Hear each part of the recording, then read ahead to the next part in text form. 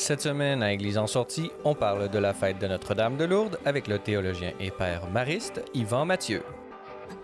On vous présente un reportage sur l'église de l'Annonciation d'Oka et on parle du patrimoine de l'église Saint-Jean-Baptiste de Québec avec l'ethnomuséologue Claude Corriveau.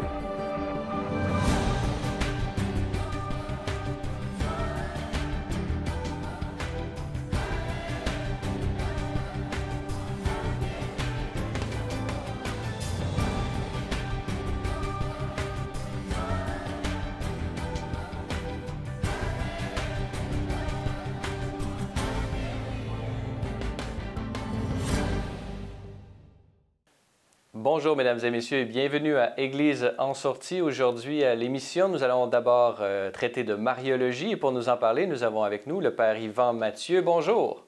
Bonjour, Monsieur Denis. Père Yvan Mathieu, vous êtes prêtre religieux et supérieur provincial de la Congrégation des Pères Maristes. Vous êtes également théologien, professeur de théologie biblique à l'Université Saint-Paul d'Ottawa. Et nous sommes réunis aujourd'hui pour parler d'une fête importante qui va avoir lieu jeudi, le 11 février, où l'Église universelle va célébrer la fête de Notre-Dame de Lourdes.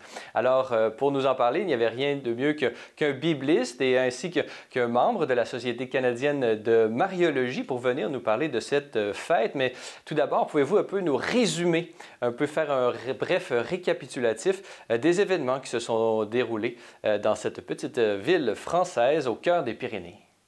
Oui, alors, ça sera un très bref résumé. C'est qu'à partir du jeudi 11 février 1858, il y a eu des apparitions à Lourdes dont a été l'objet d'une jeune femme de 14 ans, une jeune adolescente, Bernadette Soubirous, qui était vraiment issue d'une très pauvre famille et aussi qui était pratiquement illettrée, à la grotte de Massabielle. Alors, il y a eu une première apparition le 11, ensuite il y en a eu quelques-unes, il y en a une le dimanche suivant. Il y en a eu le 14 février, il y en a une ensuite le jeudi 18 février. Et à partir de là, on a une quinzaine d'apparitions qui ont lieu pendant les 15 jours. Il y a une quinzaine de jours où les apparitions ont eu lieu. Et finalement, il y a eu 3 autres apparitions. Le 25 mars, le 27 mars et le 7 avril, il y a 163 ans. Et puis, alors, s'il y a toutes sortes d'autres choses à dire, là, mais en fait, une des choses qui est à signaler, c'est qu'à partir de ces apparitions-là est né un superbe sanctuaire à la demande de la Vierge. Et après le 25 mars, lors de l'avant-dernière apparition, après que Bernadette lui demandait par 4 fois même à la Vierge de s'identifier, la Vierge a mis les mains par terre, a ramené les mains sur sa poitrine comme ça et a dit, dans le langage, le dialecte patois, là, je suis l'Immaculée Conception. Et dogme qui avait été proclamé 4 ans auparavant par le pape de l'époque.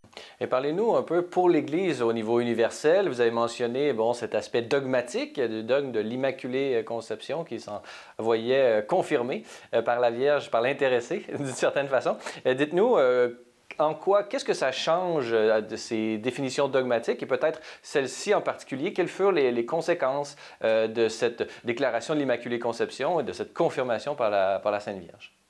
En fait, il faut faire attention parce que justement, c'est arrivé le 25 mars. Alors, ça a pris beaucoup de temps avant que Marie réponde à la demande de Bernadette. Et il y a une fois, elle lui a demandé, je pense, lors de la 3e apparition, si ma mémoire est bonne, qui êtes-vous? Et puis, elle a répondu, ce n'est pas nécessaire. Et puis, alors donc, le but finalement, et c'est ça qui est intéressant, Marie finalement n'apparaît pas pour elle-même, mais pour inviter une jeune femme très simple à la prière, à la pénitence, à la prière pour les pécheurs aussi. Et le grand message que Marie porte pour toute l'Église dans ses apparitions à Lourdes, d'ailleurs 12 ans auparavant, il y avait eu d'autres apparitions, et ça a été de dire mon soin à moi, le soin de mon fils aussi, se tourne vers les petits, les pauvres et les pécheurs. Et je pense que c'est vraiment le sens profond des apparitions. Maintenant, ce que ça a changé pour l'Église, écoutez, D'abord, ça a pris un certain temps, quand même pas si longtemps, avant que, au tout début, là, les autorités ecclésiales étaient un peu allergiques à ça. Ah, c'est peut-être, on a voulu un peu ne pas nier la véracité de ça, mais assez rapidement, hein, les apparitions ont été reconnues comme véritables et Bernadette est devenue religieuse. Un peu pour la protéger. Elle a été très malade elle-même. Son ministère, surtout comme religieuse, ça a été de s'occuper de l'infirmerie. Et c'est devenu un grand sanctuaire où il y a des miracles grâce à la source qui a été découverte par Bernadette dans la grotte de Massabielle. Et beaucoup de malades y ont été trouvés et ont trouvé la guérison. Certainement guérison intérieure et souvent, même aujourd'hui, des guérisons extérieures. Alors, je pense que ce que ça signifie beaucoup, c'est le privilège qu'a eu Marie, qui est celui d'être préservée du péché originel dans l'Immaculée Conception. C'est un privilège qui porte du fruit, hein, c'est pas quelque chose qui lui est réservé à elle-même, mais qu'elle veut répandre, hein, un peu comme de l'eau sort d'une source, sur toute l'humanité pécheresse. Alors, de recevoir donc le pardon, de recevoir la guérison. Alors, c'est ce qui se produit depuis 163 ans. Et cela a changé non seulement la vie des gens de Lourdes, mais l'Église en entier, et ici même au Québec, puisque cette dévotion à Notre-Dame de Lourdes s'est répandue. Et on peut penser ici même à Montréal ou à Québec, il y a une grotte de Lourdes à Québec, mais il y a un sanctuaire ici même à Notre-Dame de Lourdes sur la rue Sainte-Catherine, au centre-ville de Montréal. Donc, ça a changé la vie concrète des fidèles de par le monde, cet événement. Pouvez-vous nous parler un peu de ce rayonnement de la dévotion à Notre-Dame de Lourdes? Alors, je ne suis pas un spécialiste de la dévotion à Notre-Dame de Lourdes. Je dis mon chapelet tous les jours quand même, moi aussi. Mais ce qui est intéressant, c'est que Jean-Paul II a fait de la fête de Notre-Dame de Lourdes la journée mondiale des malades. Alors, c'est une occasion d'abord de prendre conscience qu'au milieu de nous, puis dans ce temps de pandémie où on se parle, je pense que c'est encore plus important de le rappeler. Il y a beaucoup de nos frères et sœurs qui souffrent au quotidien dans leur corps et aussi dans leur âme. Hein. On parle beaucoup de santé psychologique par les temps qui courent et le Seigneur n'est pas indifférent à cela. Marie, sa mère, n'est pas indifférente à cela. Et ce qu'ils invitent à faire, finalement, c'est à trouver notre propre guérison dans le Seigneur Jésus et à être porteur de cette guérison les uns pour les autres par l'intercession de Marie. Vous êtes un père mariste, donc vous avez vraiment une dévotion religieuse. Là, vous avez consacré votre vie dans cet ordre à la spiritualité mariale. Parlez-nous votre expérience. Qu'est-ce que ça change dans nos vies de mettre Jésus et Père Marie au centre de notre vie? Alors, les pères maristes ont une dévotion mariale, c'est certain, mais ce qui les caractérise surtout, c'est de prendre Marie comme modèle pour être disciple de son fils et modèle d'apostolat. En Marie, on en parle assez peu dans les évangiles, mais le peu dont on parle d'elle est très signifiant. Par exemple, un peu comme Bernadette Soubirous, elle était une jeune femme dans un petit village un peu perdu, Nazareth, à l'époque, c'était pas une très grande une ville comme aujourd'hui. Elle s'est ouverte à la foi de Dieu. Elle nous apprend donc à accueillir le don de Dieu, première des choses. Puis ensuite, dans le mystère de la visitation, elle devient en quelque sorte la première missionnaire parce qu'elle porte le Christ en elle. Elle va le porter à sa cousine Élisabeth et à Jean-Baptiste qui est dans le sein d'Élisabeth, et c'est Jésus qui est dans le ventre de Marie qui donne l'onction prophétique à son cousin. Hein? L'enfant tressaille de joie dans le sein d'Élisabeth. Alors pour nous, Marie qui présente modèle d'accueil, modèle de missionnaire, modèle aussi de savoir donner le Christ au monde, et pour cela, comme elle, nous essayons de garder ces choses en nos cœurs, de les méditer et de leur faire porter du fruit. Mais la parole fondatrice pour les maristes, c'est vraiment basé sur Acte 1,14, la présence de Marie au cœur de l'Église naissante. Alors, ce qui a présidé à la fondation des Pères maristes, c'est de dire, et des autres communautés maristes, il y a des frères, des sœurs et des laïcs maristes. C'est Marie qui dit, j'ai été le soutien de l'Église naissante, je le serai encore à la fin des temps. je le serai par vous. Alors, notre fondateur a entendu ça dans son cœur. Et donc, oui, on a une dévotion à Marie, mais ce qui nous caractérise, c'est de penser, sentir, juger, agir comme Marie.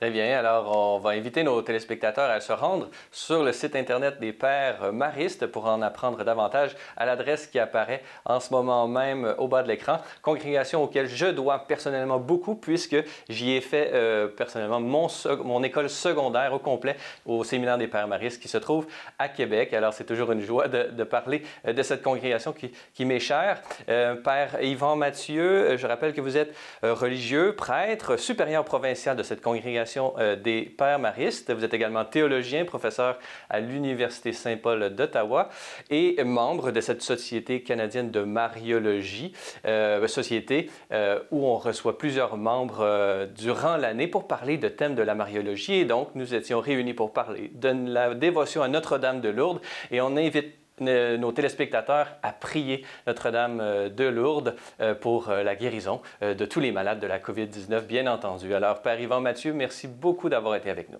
Je vous en prie et je vais moi-même prier pour vous et vos téléspectateurs, spécialement le 11, en la fête de Notre-Dame de Lourdes. Et bonne chance à tout le monde. De notre côté, on va aller voir un épisode de notre série à la découverte du patrimoine. On sera aujourd'hui dans le diocèse de Saint-Jérôme à la découverte de l'église de l'Annonciation d'Oka.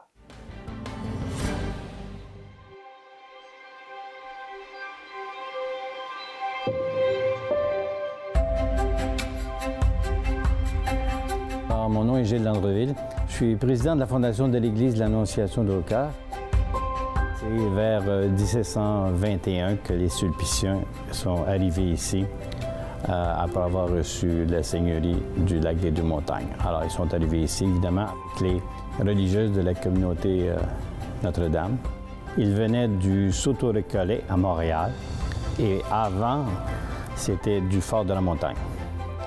Alors, ils sont arrivés ici avec un groupe d'Autochtones. Des Algonquins, des Nipissing, des Mohawks. C'est une arrivée qui s'est faite durant l'hiver, au mois de février, où les premiers sont arrivés. Ils se sont établis à environ 1 kilomètre d'ici pour ensuite déménager où nous sommes présentement, sur une pointe, parce que c'était une pointe de défense de l'île de Montréal. En plus de leur mission comme religieux, c'était premièrement de développer le territoire comme n'importe quel seigneur. Alors, il y avait plein d'obligations. Alors, c'est eux finalement qui ont établi les premières infrastructures ici à Oka.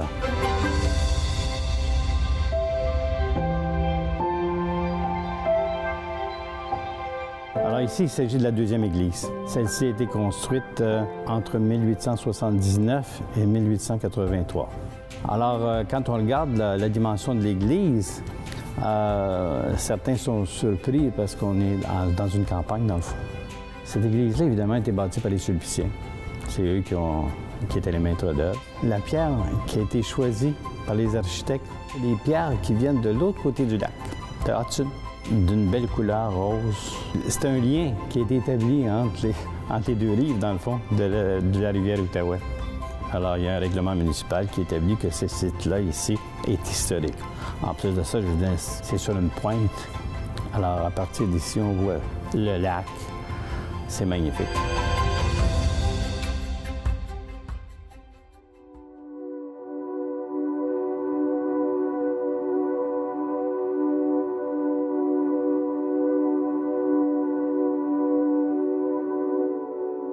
L'intérieur, tout est en rondeur. C'est un style néo-roman. Au mur, évidemment, il y a les tableaux. Les tableaux qui ont été évidemment achetés aussi par les Sulpiciens et qui étaient à l'origine dans le calvaire d'Oka, qui est le premier calvaire en Amérique du Nord. Alors, il s'agit de toiles qui datent des années 1740. Ces toiles-là, évidemment, c'est des copies de grands maîtres, copistes qui étaient des grands artistes, dans le fond. Alors, entre autres, on parle de Nicolas Lefebvre et de grands maîtres de toiles qui ont été copiés, mais qui avaient été réalisés au départ par Rubens ou bien Jean Jouvenet, alors des grands noms de la peinture. L'église, c'est l'église de l'Annonciation d'Oka. Alors, c'est une toile qui représente l'Annonciation Et ce qu'il y a de spécial, c'est qu'elle a été réalisée par une femme, Rose Anna Desmarais, qui était en religion, réalisée dans les années 1933. Elle représente l'Annonciation. Et à ce moment-là, je veux dire, les femmes qui étaient artistes se trouvaient surtout dans les communautés religieuses. Alors, on parle de la première moitié du 20e siècle. Alors, c'est un bel exemple, dans le fond, d'une artiste d'envergure qui avait été choisie par les Sulpiciens parce qu'elle avait vraiment beaucoup de talent et qui constitue finalement une très belle collection de toiles du 18e siècle.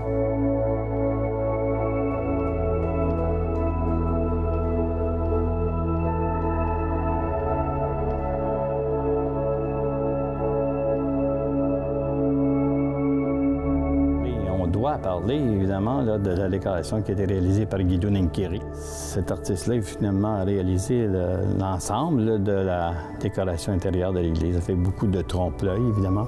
C'était le fils Adolphe Beaulieu qui a réalisé ces deux bandes-là qui représentent les prophètes, chaque côté de la toile de Rose Anna Desmarais. Les boiseries sont principalement faites de peigne, ça c'est sûr. C'est très travaillé, hein? C'est particulièrement soigné, c'est de toute beauté.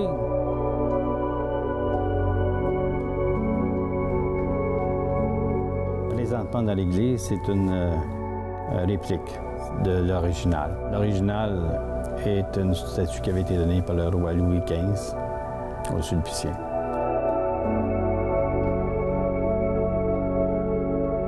Les vitraux ici sont magnifiques, sont nombreux. Il y a des vitraux également très hauts, hein, qui sont éclairés par des puits de lumière. Alors ces vitraux-là ont été acquis d'une maison de Montréal, la maison Beulac, ainsi que le chemin de croix qu'on voit sur les murs.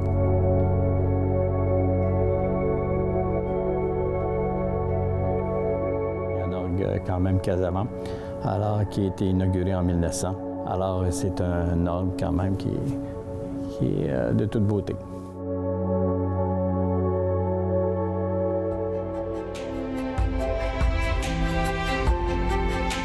Pourquoi c'est important le patrimoine religieux au Québec? Depuis le début de la Nouvelle-France, les gens qui arrivaient ici, c'était pour, évidemment, avoir un nouveau territoire, mais également, il y avait toujours une mission, c'est-à-dire d'évangéliser, etc. Et tout ce qui a été construit, finalement, je veux dire, ça a été fait pour le peuple, pour la population. Hein? L'héritage qu'on peut avoir de toutes ces générations précédentes.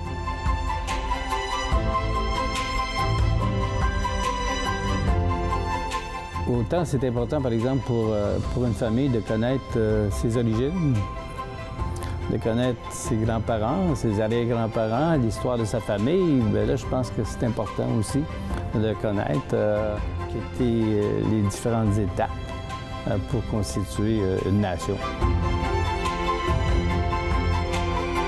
Ici est ouverte durant l'été, entre autres, il y a des visites guidées. Et les gens sont surpris quand ils arrivent ici, là, qui arrivent ici pour la première fois puis qui voient cette église-là. C'est surprenant les comparaisons qu'ils font avec d'autres églises. Et puis, je pense que ça reste quand même un endroit aussi où beaucoup de gens viennent se recueillir, tout simplement. Venez en toute saison, mais particulièrement l'été, parce que c'est de toute beauté l'été. Vous êtes sur le bord du lac, dans un endroit paisible. Puis, en plus de ça, il y a souvent d'autres expositions qui sont présentées dans l'église. Alors, ça vous permet de voir l'église, d'autres expositions et également de connaître et de découvrir la région, parce qu'on fait partie d'une très belle région.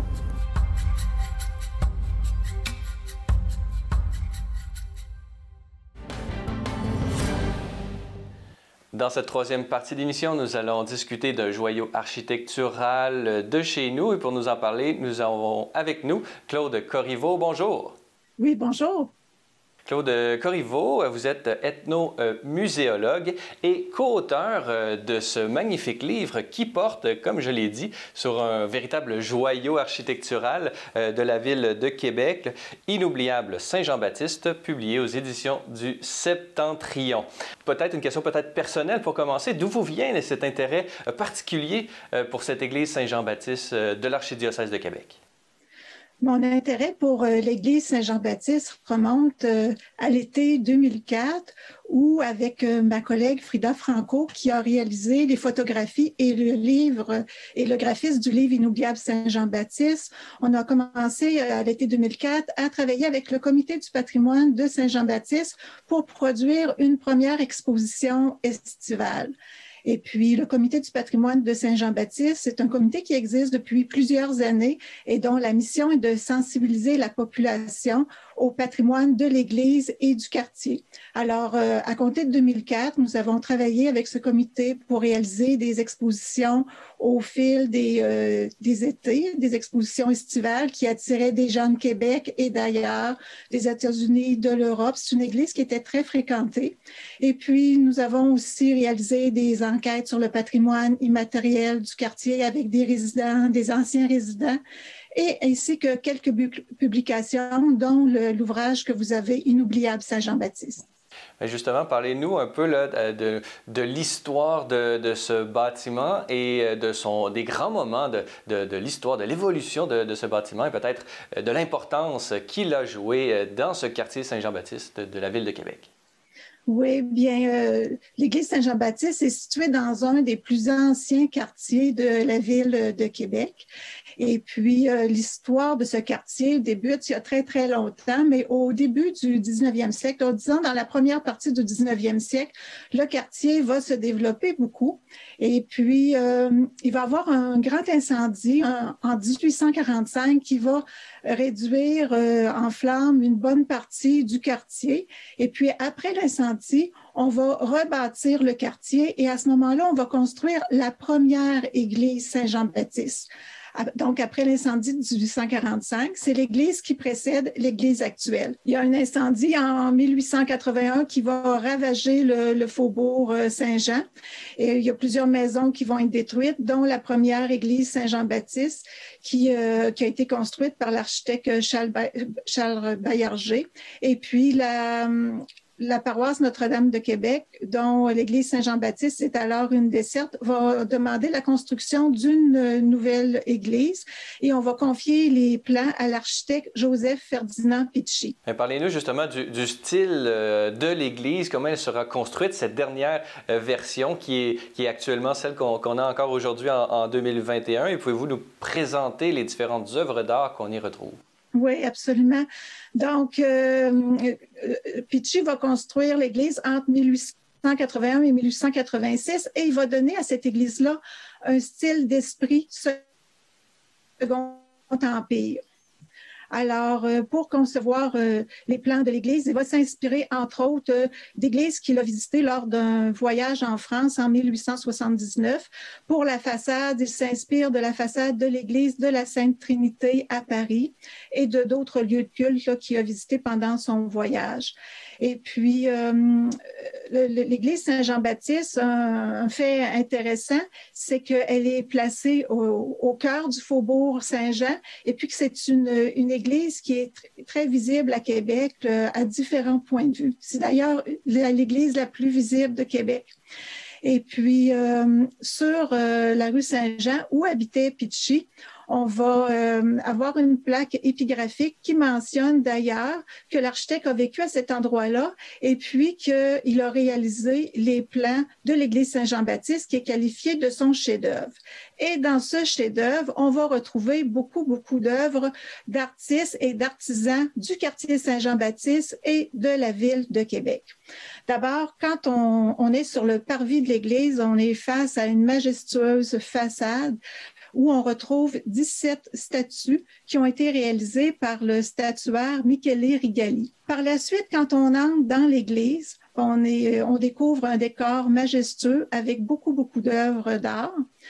Entre autres, dans le chœur, on a un très grand baldaquin qui est réalisé en bois par un sculpteur et paroissien de Saint-Jean-Baptiste, c'est François-Pierre Gauvin. Près de ce baldaquin, on retrouve 4 anges qui sont réalisés par le sculpteur Louis Jobin, qui a résidé pendant un certain temps dans Saint-Jean-Baptiste. Louis Jobin va aussi réaliser pour l'église Saint-Jean-Baptiste une sculpture de Sainte-Cécile, qui est la patronne des musiciens, et cette sculpture-là trône au-dessus du magnifique orgue de Saint-Jean-Baptiste. Quand on entre aussi dans Saint-Jean-Baptiste, on va découvrir beaucoup de vitraux. Il y a de magnifiques vitraux, autant dans la nef que les galeries et le chœur. On en compte 36. Et ces 36 vitraux vont être réalisés par la maison Bernard Lénard, qui était récemment ouverte à Québec. Dans le chœur, on a des vitraux qui représentent Saint-Paul et Saint-Pierre. Dans la nef, on a une série de vitraux qui présentent la vie du Christ, ainsi que celle de Saint-Jean-Baptiste. Puis, au niveau des galeries, les thèmes des vitraux touchent l'Eucharistie dans l'Ancien Testament et le Nouveau Testament. Aussi, à l'église Saint-Jean-Baptiste, on va découvrir un mobilier de marbre qui a été réalisé par les ateliers d'Aprato qui étaient à Chicago. Alors, ce mobilier-là va être produit dans les années 20. À cette époque-là, d'Aprato a une succursale à Montréal.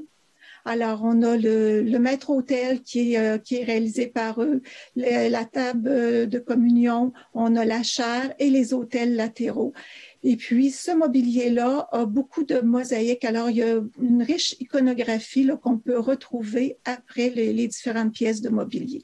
Justement, dans ce livre, nous voyons vraiment dans les détails toutes les magnifiques œuvres d'art que vous aviez si magnifiquement décrites.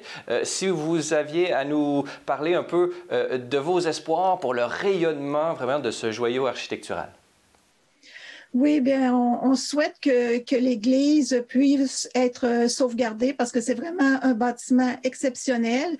Puis, en produisant le livre Inoubliable Saint-Jean-Baptiste, bien, on voulait faire connaître ce patrimoine à la population pour que les gens puissent le découvrir, l'apprécier et peut-être contribuer à la sauvegarde d'un patrimoine religieux d'exception. Donc, c'est vraiment le but qu'on avait en réalisant ce livre, c'est de poser une pierre à la sauvegarde du patrimoine de cette magnifique église.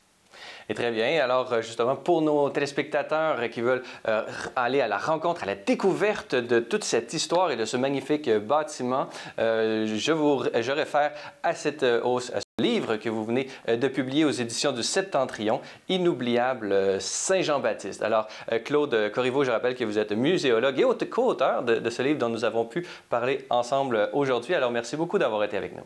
Ça m'a fait plaisir. Je vous souhaite une belle journée. Voilà, c'est tout pour aujourd'hui. N'hésitez pas, si vous avez des questions ou commentaires, vous pouvez m'écrire à l'adresse qui apparaît au bas de l'écran. Revenez-nous la semaine prochaine pour un autre épisode d'Église en sortie.